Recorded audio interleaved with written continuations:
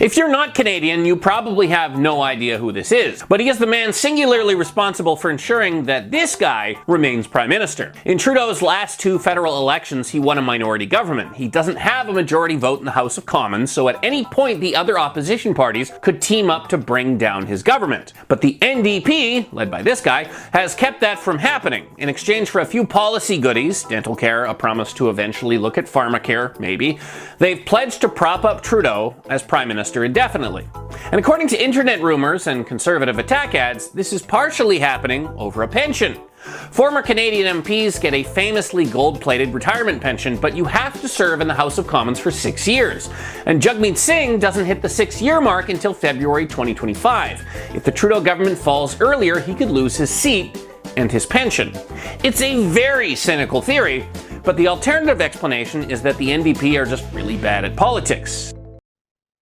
What's up, everybody? It's your girl, the Cyn Show, and yes, I'm back with another episode. How I know. I've been going back to back, baby. Okay, I mean, you saw me in the morning, and it is now the evening. Okay, so I am thinking to myself, because I was like, do I really want to put this video out? Because I'm low-key not trying to pocket watch. However, that amount that you just saw before I entered the room, baby. That 59,307, baby, that is the average that an MP used to make back in the day per year, baby. And I think maybe this is where the kerfuffle is actually going on, okay? Because people are pissed, as we should all be pissed. Shout out, actually, to the gentleman who I had watched, and I was like, damn, that is a lot of money, hunty. I'm gonna put him somewhere up here. Mr. John Bolton. Y'all check out his channel. And it is from the title that look at the title, The Biggest Piece of Ish in Canadian politics history. So that number, I remember back in the day making that much when I was very lucky. Consider that at the time to be lucky, baby.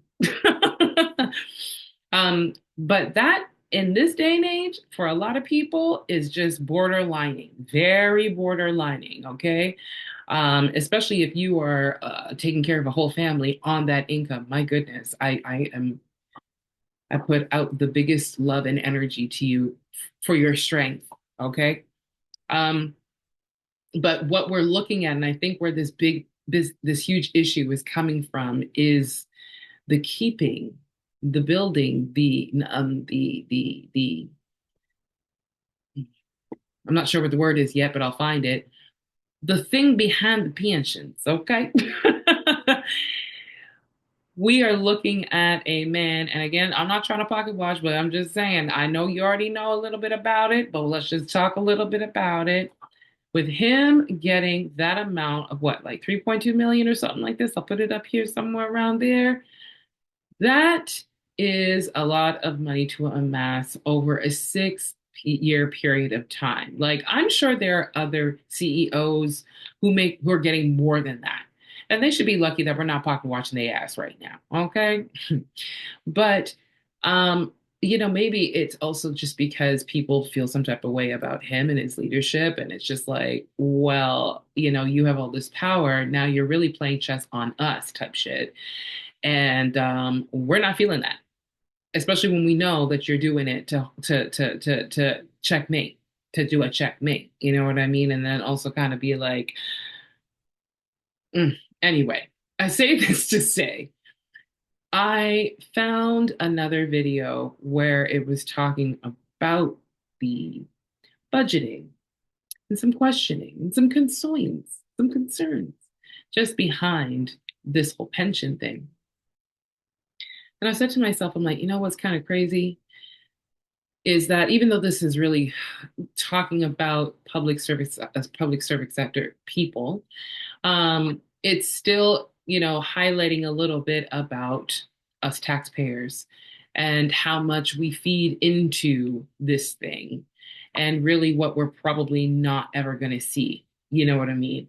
And that is, I think, where the anger is really, really coming from, because it's getting me thinking about a lady who I know who works at the Dollarama around me, who's well into, I believe, her 70s, probably her 80s, baby.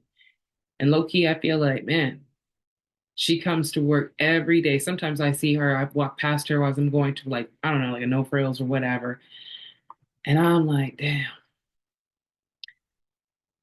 damn.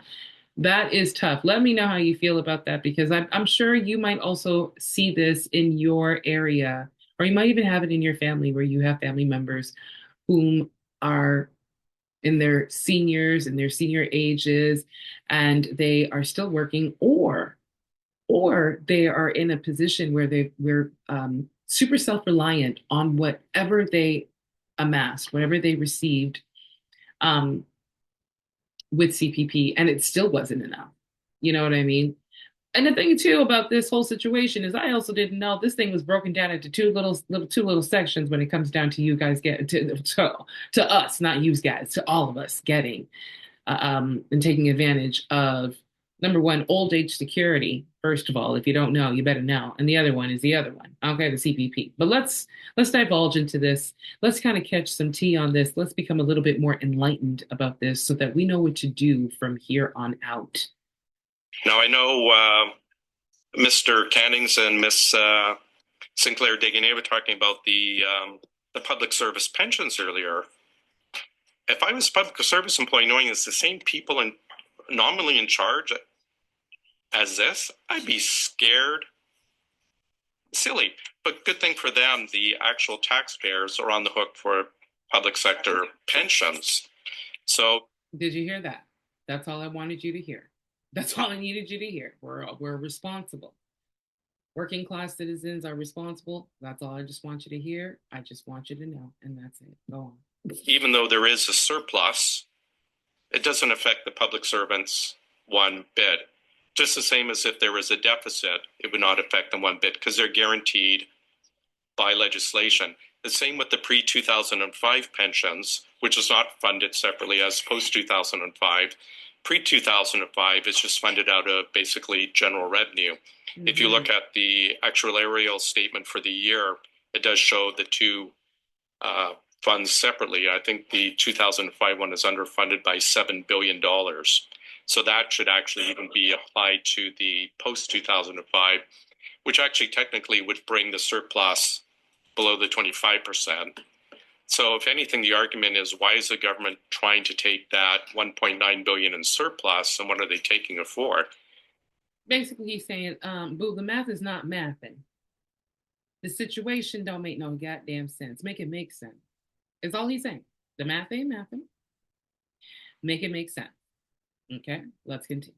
Argument shouldn't be that there's a surplus. It should go back to employees, or should go back to with lower payments. As there is one public servant, there's one taxpayer, there are two funds, one is unfunded, one is overfunded. Why don't they count the deficit against the surplus, as any of us would do? If you have a bank account and a mortgage, you don't say, hey, I've got 10,000 in the bank, look how rich I am. If you've got a mortgage of 10 million or 10 million, you count the two of them together. So do companies, but the government counts these two separately. So again, to my colleagues, Mr. Cannings and Ms. Sinclair Deguenet, I think the questioning should be not what are they doing with their surplus, but how are they claiming it as a surplus? The government changed the law in 2019 in the budget, changed what the surplus would be.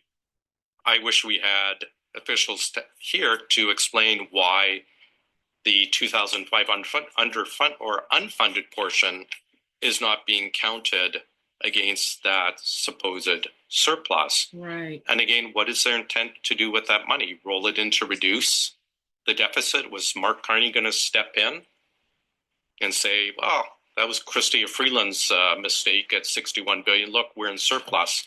Look, we found 2 billion. I wish we could find out.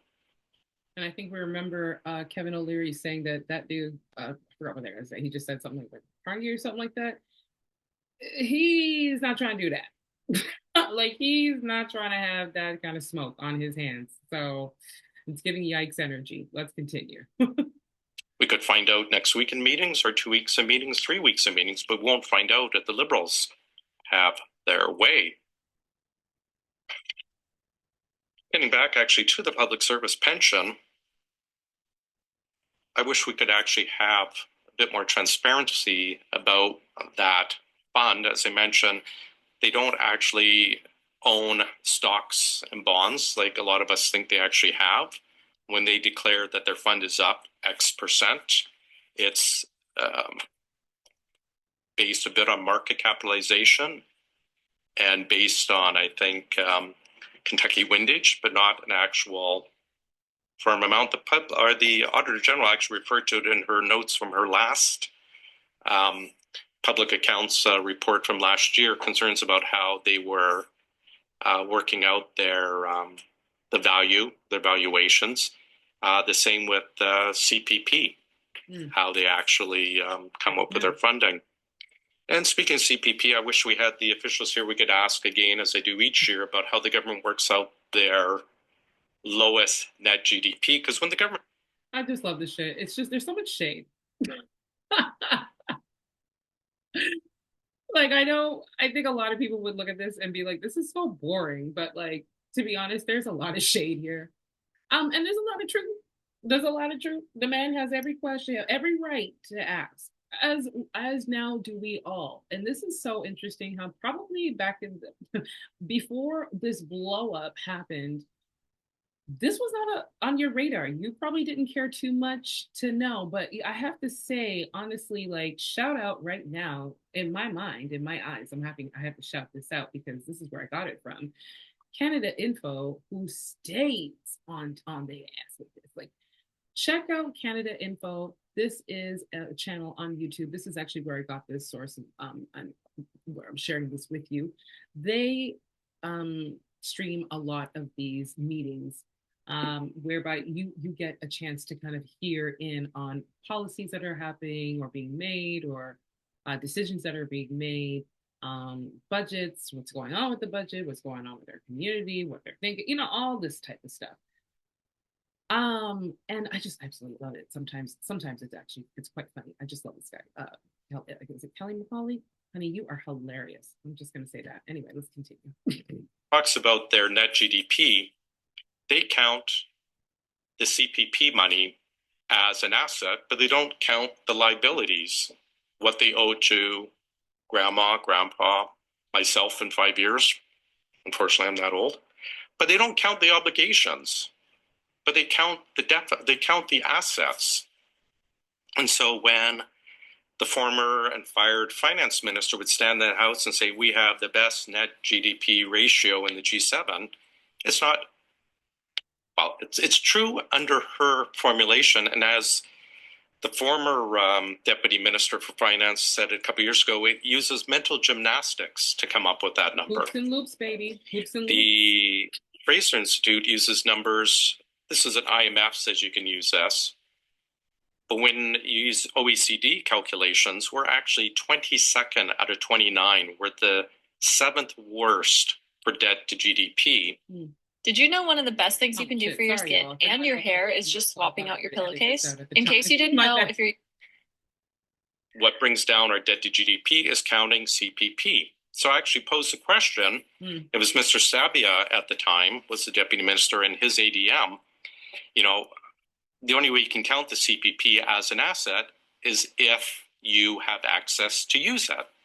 And Mr. Sabia actually started, well, yes, that is. And then he caught himself because he did not want to say the truth, which is you can only count that asset, the CPP, the money set aside for seniors, paid for by seniors and their companies, not paid for by the government, but half paid for by taxpayers and half paid by their company into the fund. The only way you could count it for financial or accounting reasons, according to IMF, is if the government could access that money for operational reasons. And that is the dirty secret about the government stating their net GDP ratio is the lowest in the G7. Yes.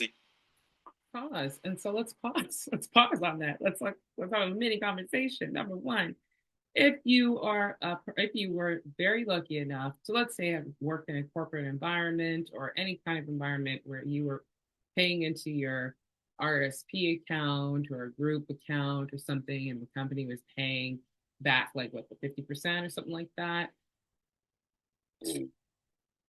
Would you have known that that is the back end tea of what was going on with the money, honey? You know what I mean? I personally don't know. I'm sure people who I know in finance will be like, yeah, duh. But like, honey, I would have never known. And then even to that, another thing I'm also thinking are the people who may not have ever had the chance to have been able to take advantage of that program. Let's say let's say for instance, they were somebody that just kind of worked general labor throughout, not the greatest education. They just took whatever jobs that they could get. And yeah, you're still kind of low-key paying into it, but it's obviously not as much when that person becomes the age of retirement and that is all that they have to lean on. That is tough. You know what I mean? And even to consider that there are other smaller, what was it? I think it's old age security besides the other CPP and something else. And it's still not enough. It looks like the same amount that you would possibly get for your provincial or your welfare. You know what I mean? And that is very scary, very scary, very, and it probably is the reason why we are also seeing a lot of seniors still working, still having to work, still paying for mortgages, still paying for their lifestyle, because the amount that they're getting now is nothing, obviously, and it will never be anything in comparison to Jagmeet Singh money. Never. Especially for the amount of time that you're putting into the thing, baby. Like, but that's what I'm saying. I ain't trying to clock watch. Let's continue. This is the basket case, but you can never count the U.S. out, and it doesn't take much for them to flip things around like Bill Clinton did. He actually ran surpluses. They have the ability to gear up. Germany actually, I think, when you look at their numbers, actually has a lower net debt to GDP than us, and they've just announced $100 billion in tax cuts, so they actually will be moving further ahead. But we're only net, we can claim we're only the lowest when you count the money for the CPP. I think it's $700 billion, but you don't count the liability. So anyone who's watching at home who is collecting CPP, or perhaps your parents are collecting CPP, know this: when the government talks about having the lowest net debt to GDP, it's because they are counting not what's owed to our seniors, but what is set aside for the seniors, knowing that they can only count it in accounting lingo if they have access to the CPP for operational reasons. Ain't that about a you know what I'm saying? You know what I'm saying? You know what I'm saying? As we move forward in 2025 and you are still working your 9 to 5, use your noggin and stay alive. Okay? Use your noggin and stay alive. Because it's going to take a lot to survive. I know. I'm doing a lot of fucking writing. I get it. But I'm just saying, from what he's saying, it's going to be a different game. It's going to be a different game. It's going to be a different game. Let's continue. I think the government's going to do that. It would be suicide, and I'm not saying the Liberals would, but they're lying to Canadians when they're saying we have the lowest debt to GDP. If we compare it to the OECD, apples to apples, we are 22nd out of 29. We are the 7th worst for debt to GDP. I see the chair's Thank you. Yeah, Mr. Todd, I'm going to interrupt you. We are out of resources, but I'm going to take 30 seconds. In the spirit of transparency, Mr. Durian, this is not out of spite. I'd already signaled this to one other opposition member. I am planning to have meetings in January, the week of January. He said, "Boo, you saying too damn much right about now."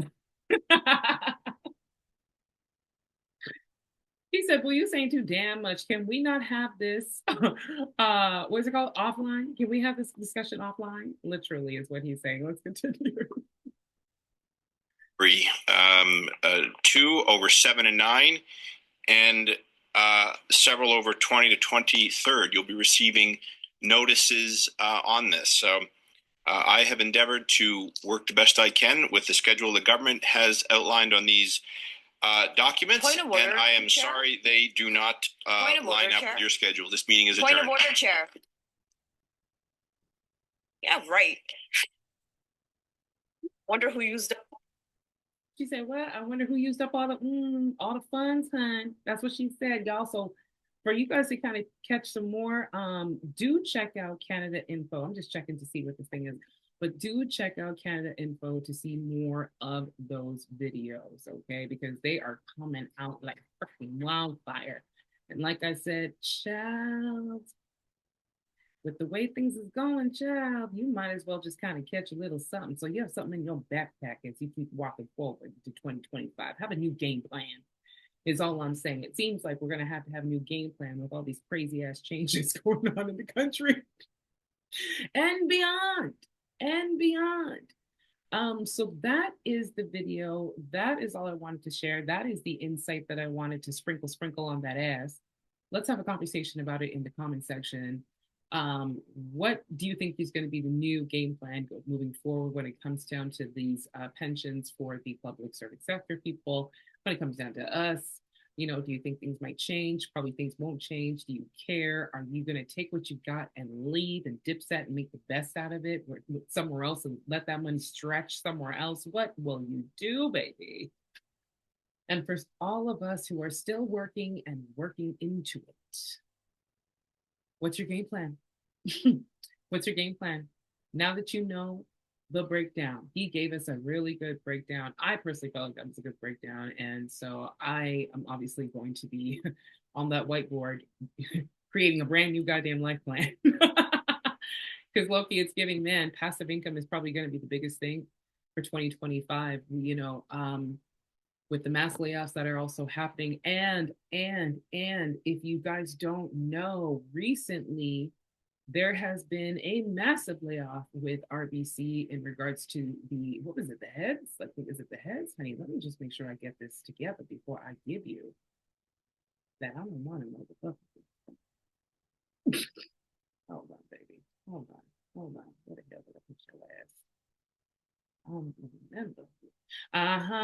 So talking about RBC eliminating 30 executive roles as part of their 2024 restructuring, meaning this thing just continues to keep on going and rolling, and it's taking everything and everybody with it.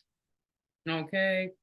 So that's the whole video. Like I said, I ain't trying to pocket watch. I'm sure as you don't really want to, but we're all forced to have to now. We're all forced to have to. Let us really now reconsider, what does this really mean for us? That's all I'm basically saying. What does this mean for you? What is your new game plan now that you know how things really are working when it comes down to this? And that's all I got to say. So I'll see you guys in the next video. I wish you the best. Happy holidays as we are now approaching it, and happy Festivus for the rest of us. Bye, G.